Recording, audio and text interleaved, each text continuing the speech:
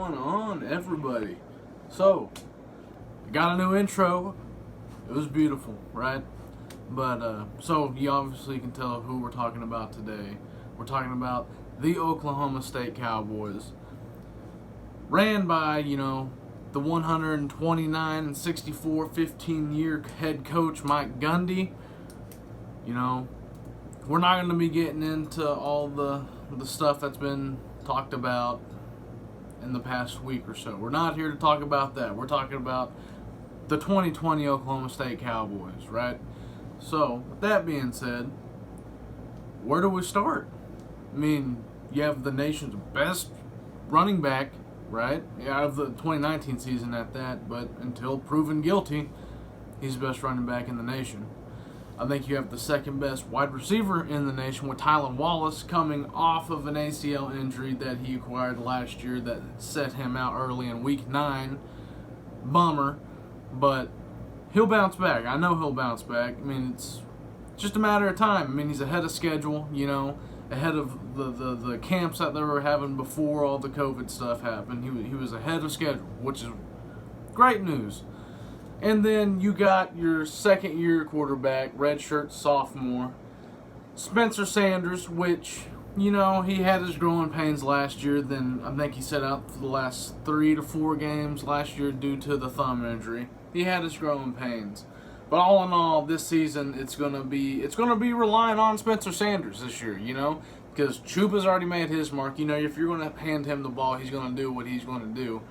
Give it to Tylan, he's going to do what he wants to do with it, right?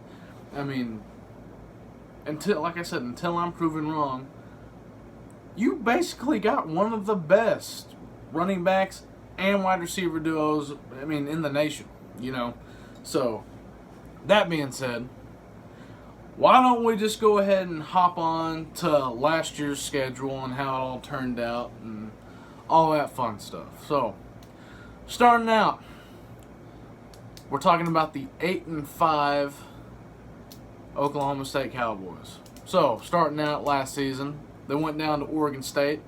Had a couple elevator problems while during the game. We all remember that. But Oklahoma State pulled off the dub, 52-36. Man, it was a pretty good win, all in all. Good. It was pretty damn even. If you think about it, it was an even matchup at first. Then Oklahoma State ran away with it later on into the game.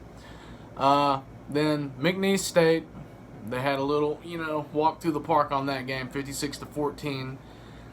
Then, we ain't calling them rivals just yet, but they're, right down the street. And they played Tulsa, won 40-21, and then they played Texas.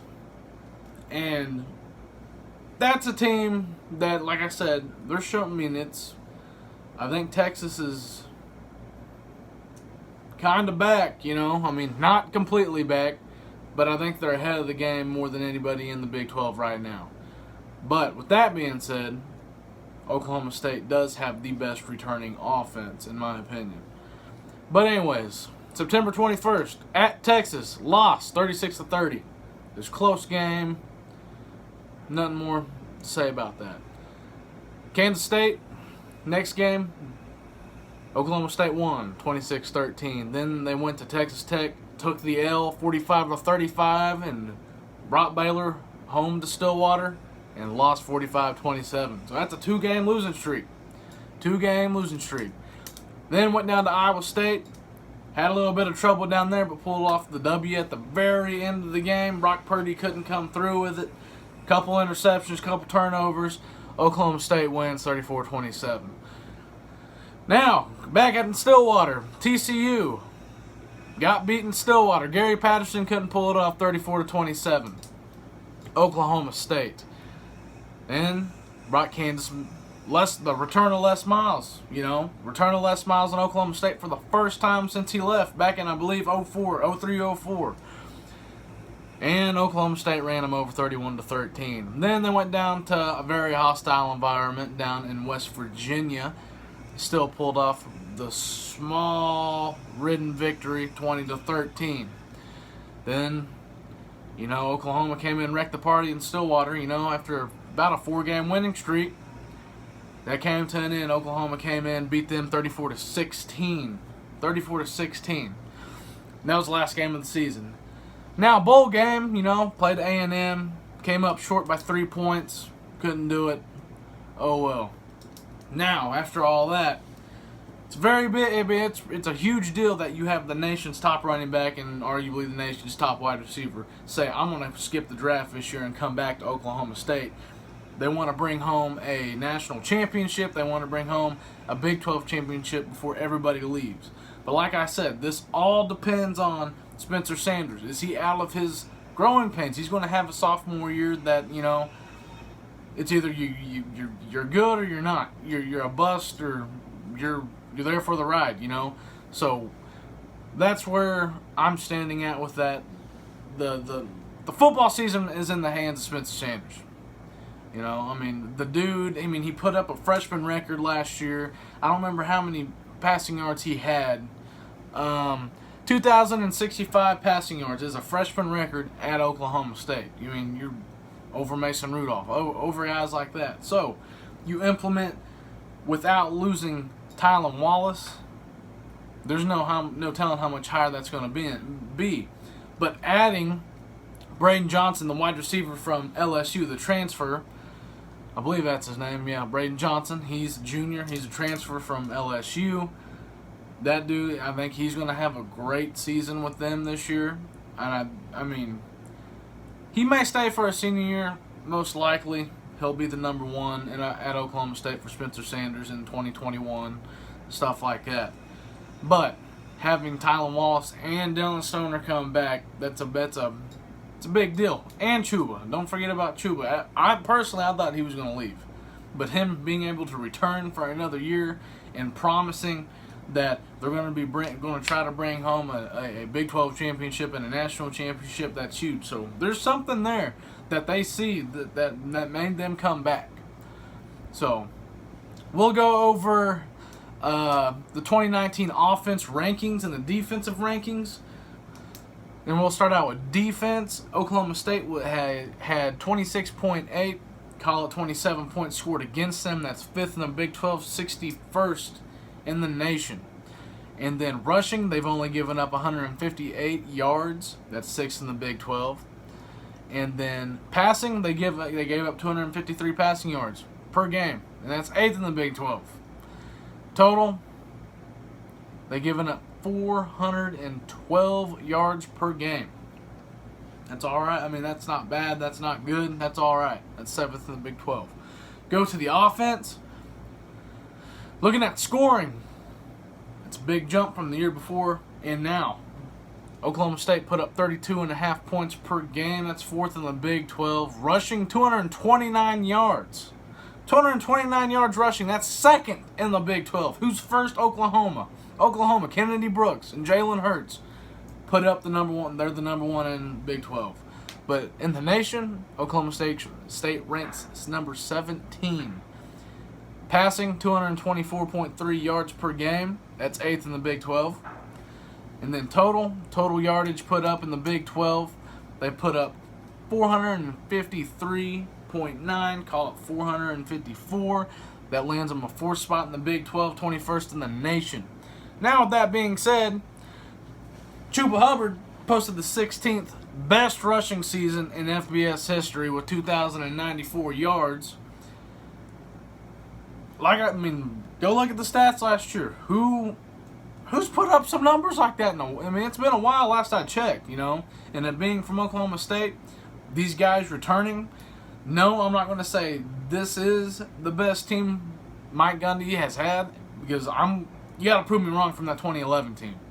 But this may be one of the best returning teams Mike Gundy has ever had with the type of talent.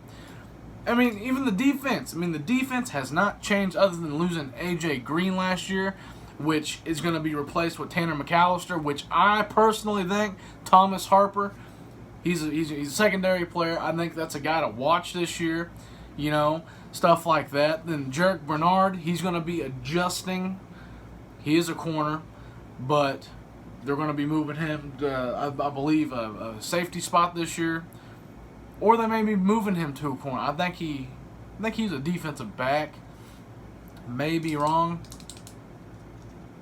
he was a safety last year, so he's moving to a corner, which they think that's where Bernard's going to shine this year, is going to be that cornerback spot. Now, that isn't something that Oklahoma State lost last year, was a corner. They lost the safety, and that's where I think that's going to be a growing pain for Oklahoma State for a little while. But Tanner McAllister, he's a junior this year. I think he'll be covering the A.J. Green spot quite well this year. Now, with key losses last year, could have been Chuba and it could have been Tylen, but it's not. But the number one guy on my list is A.J. Green this year. It's a guy that, it's going to hurt. It's a growing pain that's going to hurt Oklahoma State just for a little while, not too long. But having the Jim Thorpe Award winner on your defense, it's great. That's great. So it's going to be a little bit of growing pain. Now, number 2 on my list is Johnny Wilson. He is the center. He had 34 starts. Everybody knows who that is, that dude set the tone. That dude set the tone for Oklahoma State.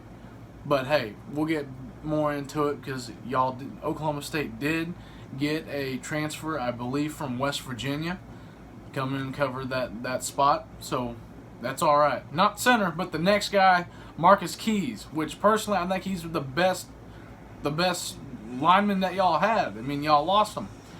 He was a 4-year starter, started 50 games during a solid and reliable career at Oklahoma State. That man, last I heard, that man did not let one guy past him off the defensive line or a secondary or a linebacker coming through. That's what I've heard. From reading, that's what I heard. He has not allowed anybody to get past him to touch a quarterback. Pretty promising. So I think that guy's going to have a good NFL career protecting his quarterbacks. Personally, I'd like to have him in Cleveland protecting Baker Mayfield. But that's a guy you don't want to hear about in an Oklahoma State video, so we'll keep it that way. Key returns. You already know my first 2. Chuba Hubbard, Tylen Wallace. We've already talked about him. And personally, I think Chuba's going to have a better year than he did last year. I think he's going to make a Heisman case this year. But it's unfinished business. They're going to go for the Big 12 championship this year. And like I said before, I'm going to be doing a video for just the Big 12 championship, but I'm going to tell you right now, I think it's going to be Oklahoma and Oklahoma State in the Big 12 championship. Oklahoma's going to be in it until I'm proven wrong. So that's why I said Oklahoma's going to be 12-1. There's only 12 games in the regular season for Oklahoma, except the Big 12 game. So that's 13 games right there. So I said they're going to be 12-1. They're going to win until I'm proven wrong. So that's how I have it. I have Oklahoma State and Oklahoma in the Big 12 championship. That may change. But like I said, this is my predictions. So we'll just have to see. But that being said, new offensive coordinator, which, hey, it's nothing big at all. Lost Sean Gleason, who was from Princeton University. Gundy brought him in last year. It looked like it worked out pretty good, Implementing the option play that we've rarely seen Oklahoma State even run worked great with Sanders and then Chuba. So, moving on from that, you get the wide receiver coach, Casey Dunn. I believe he's coached James Washington, I think Blackman, and now Tylen Wallace. Those are 2 Biletnikoff winners. Tylen's making a case this year, 100%. He's going to be making a case, ACL injury or not. That dude's going to come back hotter than ever. So, that's what, corners, you're in trouble. You're in real trouble. So having Casey Dunn as the offensive coordinator, I think that's very promising. And if anything happens to Mike Gundy, personally, I think Casey Dunn's going to end up being the head coach for Oklahoma State in the near future. Just depend. He's been under Mike for so long. That's a great coach to be looking forward to. Like, if you're going to be learning, personally, it's a good coach to be looking at. We're not talking personal life, none of that. We're just talking about the Oklahoma State and then the coaching. So, but back to that. Y'all have the same. Oklahoma State has the same offense last year, except you're missing 1 wide receiver, and then you got 2 offensive linemen gone. And one of the guys that came in is from West Virginia. He's really good. He protected Austin Kendall last year whenever he was playing. And I don't remember the other West Virginia quarterback's name is, but he protected him pretty good. I don't think he's been touched, but maybe twice. So he's coming in as a guard. Rice Schneider, he's a senior this year. That's who I expect to take the center spot. Or Tyrese Williams, sophomore. That's who I expected. I think Williams is going to be the backup to Schneider, but I could be wrong. And then Josh Sills is who I'm talking about. Josh Sills, senior from West Virginia. I think that's who it was. Josh Sills. But now we'll get to the 2020 recruiting class that's coming in this year. And we'll start out at my number 5 spot, Eli Russ, offensive guard from Ardmore, Oklahoma. Big old boy, 3-star. You know, if you're big, you can play the offensive line at Oklahoma State. If you're just a big guy, you can play it.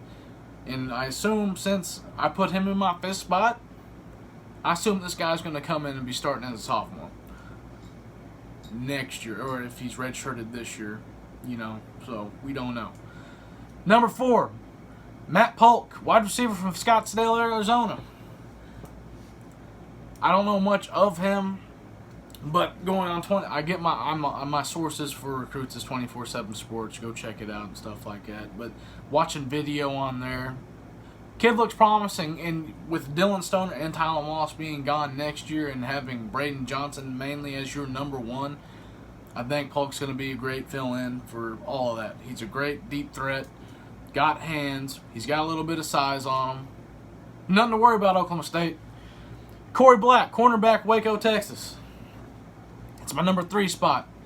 Oklahoma State produces corners, man. If they're good at anything, it's producing those corners. I'll argue wide receivers, but when it comes to defense, you're looking for corners to stop those wide receivers. So, corners, that's an Oklahoma State thing. I think this kid's going to be good in the near future. Number 2, offensive guard, Trent Pullen from Waco, Texas. Same school as Corey Black. So, another offensive guard. I think Oklahoma State pulled off a great recruiting class this year. 21 recruits this year. 21 recruits. A lot of 4-stars. A whole lot of 4-stars than normal. So, that's what I got to say on that. And my number 1, Shane Illingworth, the quarterback from California. 4-star. We haven't seen a 4-star in a while. I think Sanders was one of the only 4-star. Was he even a 4-star? I have to go look at that. But, with that being said, Illingworth, I think that man's going to be the future of Oklahoma State. I think Sanders has a great year this year.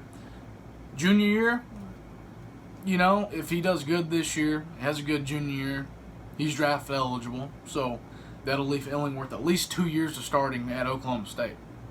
So this kid has an arm. The dude's mobile. He's not built like Mason Rudolph or anything like that. And I've talked about, with Gundy bringing in Sanders, that's a whole different type of the quarterback scheme that's been unlocked for Oklahoma State, which we really haven't seen any type of scrambling mobile quarterbacks in a long time. So with Sanders coming in, that's another window that's open for more quarterbacks. Like, hey, this scheme works at Oklahoma State. I'm gonna come play here, stuff like that. So, but talking about my rising star for this year for Oklahoma State, Thomas Harper.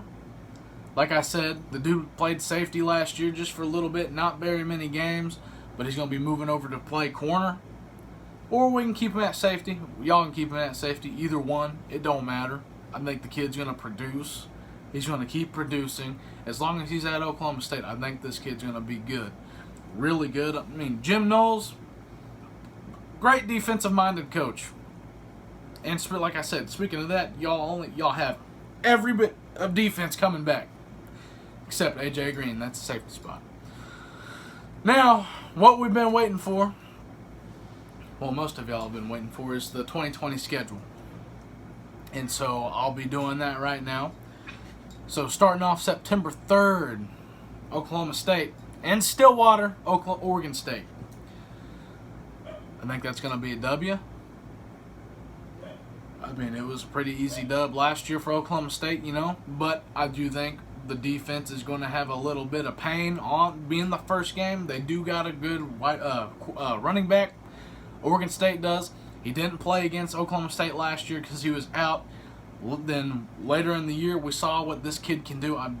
Don't hold me to his name. I don't know. I don't remember who it is. I just know this kid had a great season after he came back off of injury.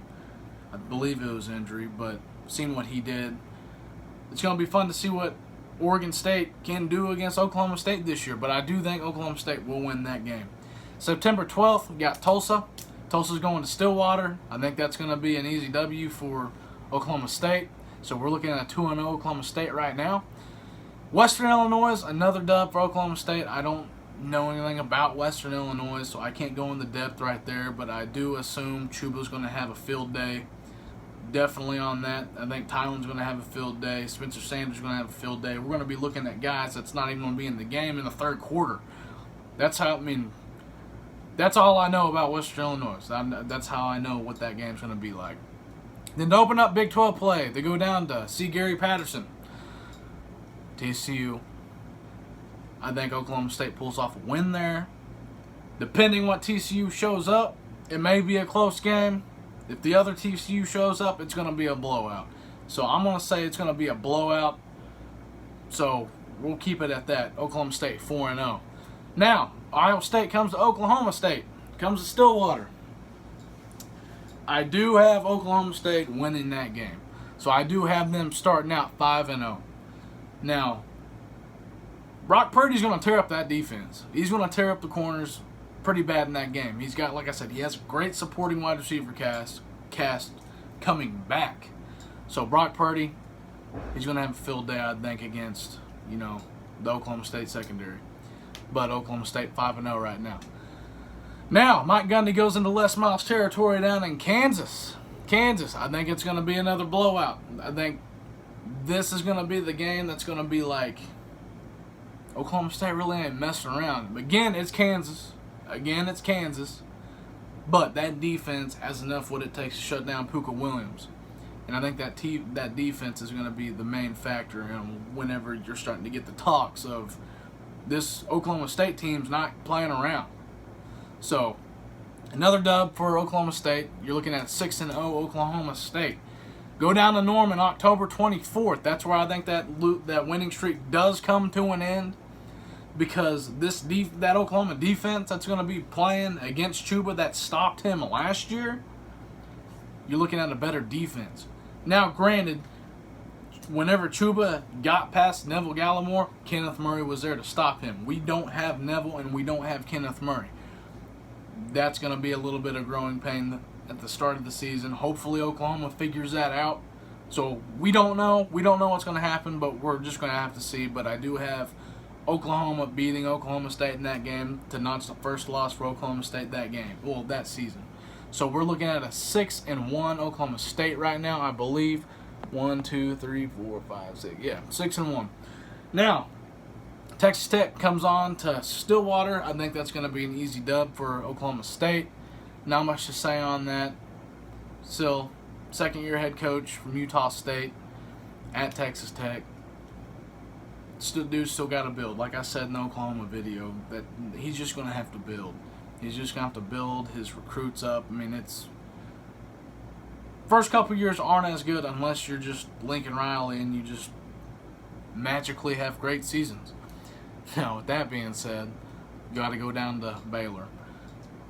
That's where I think another loss is going to be put. Charlie Brewer being at Baylor, playing at Baylor, it's a crazy environment down there. And you ain't going to have a break after that because then you got West Virginia coming here. They got some crazy-ass traveling fans too. So it'll be still pretty loud in Stillwater. Now, I do think Oklahoma State beats West Virginia as well. And Oklahoma State does lose to Baylor. That's 2 losses. Oklahoma State does beat West Virginia. And then November 21st, you got to go down to Kansas State. It took me some time to think about on that game. The next 2 games we're talking about right here, I had to take some time to think. Now, don't hold me accountable for either saying Kansas State's going to beat Oklahoma State, then Texas is going to lose to them. It's going to be flip-flop. They're not going to lose both games, but going down to Kansas State, past history with Oklahoma State going down to Kansas State ain't pretty at all. This is a whole different squad at Kansas State, but I do have Oklahoma State beating Kansas State. Or, like I said, it's gonna be a flip-flop. And now Texas, Tom Herman returns back to Stillwater, wanting to fight Mike Gundy, bring it on. But that's where I think Oklahoma State loses. They lose the last game of the season against Texas. Texas is usually at their best at the very end. Oklahoma State did beat them before. They did in Stillwater. I mean, Oklahoma State has their ticket. So so like I said, Kansas State, Texas, you can pick, but they can possibly win out, But I do have Oklahoma State going 6-3 in conference, 9-3 in regular season play, and potentially being the second place spot in the Big 12, that unlocking it to go to the Big 12 championship to play Oklahoma, which, well, like I said, that's who I'm going to have until I'm proven wrong. So, with all of that, Oklahoma State has the high stakes, man. They have high stakes this season. They've got the talent and the schedule. The schedule aligns with what they're wanting. It's aligning. I mean, the stars align with that schedule. You got to overcome the injuries. There's going to be injuries along the way. Tylen may get hurt again. You never know. Spencer may get hurt with his thumb.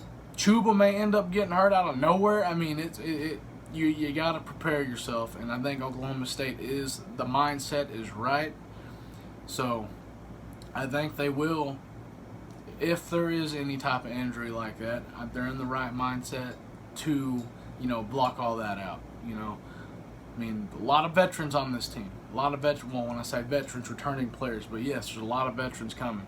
So, other than that, like I said, I think the season relies on Spencer Sanders, 100%.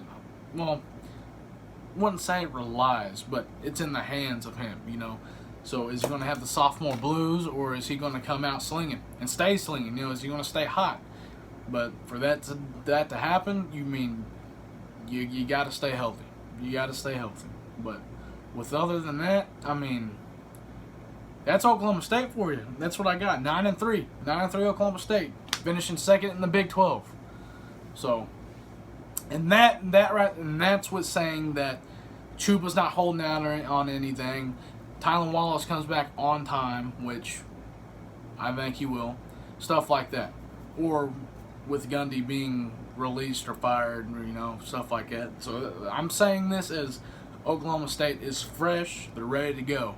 So not the whole, like I said, we're not here to talk about what happened with Gundy and Chuba. We're not here to talk about that. I'm just here to recap what I think and all that stuff. So that's it. So next video we're going to be doing Texas. Texas. So that'll be the next video. So I think that's going to be it. But there's that one guy that I tried to avoid talking about the whole video. Can't even say his name. Ogbongbemiga. Whatever that is hard as hell.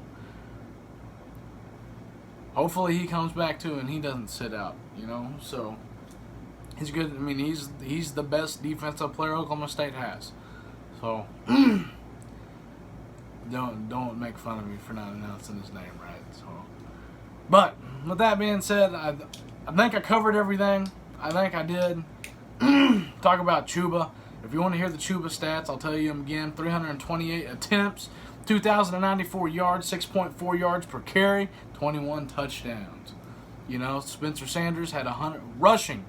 Spencer Sanders rushing had 139 attempts with 628 yards, 5.5 yards average with 2 touchdowns, stuff like that. And then Spencer Sanders his stats last year: 247 attempts with 155 completions with 2,065 yards, 16 touchdowns, 11 interceptions. Like I said, that could all be different. Tylen didn't get hurt, and then if Spencer Sanders didn't get hurt. So it's going to be an interesting season to watch, see what Oklahoma State can do if all healthy. So other than that, I think that's a wrap. So like I said, next video. Oh, I dread the next video. The Longhorns. So there we go. So don't forget to like and subscribe on the video. Don't forget to share it. Like I said, share with whoever you want. You know, mainly my sports heads, college football, Big 12 guys. Like I said, I'm covering every Big 12 team. Every Big 12 team, and I'm going to do it every day. Every day. So, new video each day. Then after that, I'll be taking requests. I already got one for Appalachian State, so I can't wait to do them. That'll be a fun one. And so other than that, let me know what y'all think. And hey, let me know about the intro. The intro looked pretty sweet to me, so if I need to change it, let me know. So that's it. So I'll see y'all in the next video.